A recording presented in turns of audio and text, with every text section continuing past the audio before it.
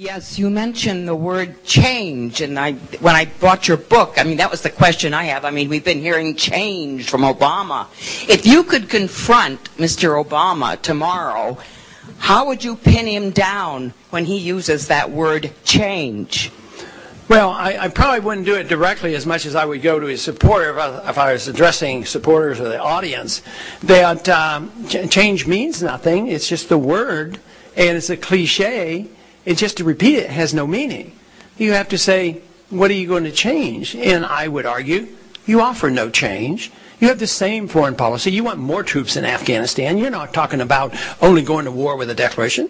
You don't want to deal with the monetary, financial crisis in this country. You want to keep, the system together for the benefit of the banks and the big corporations and the politicians, that argument. And what kind of change do you have on social policy? Do you care about sick people using marijuana? Have you come out for that?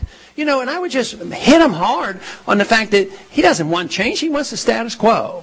And just saying it means nothing, but he has a lot of supporters. And the one time I was asked to comment about him, I actually tried to be, fairly soft on him, but concluded that we have a lot of differences. But I tried to acknowledge that his supporters and my supporters have a lot of overlap, and they do. So in declaring what I just said, I think it has to be done in somewhat of a diplomatic manner, and then to appeal to reason and say, look, if you want change, what you need is somebody that's going to make sure you're never going to have a draft and that we're going to bring our troops home, we're going to balance the budget, we're going to have sound money.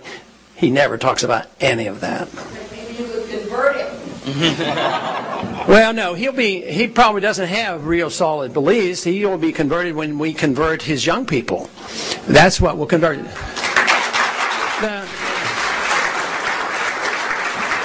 The politicians in Washington don't have much philosophy, probably never will, but that's all right. That's why we have a chance by converting people's hearts and minds, and that's where we've made our progress.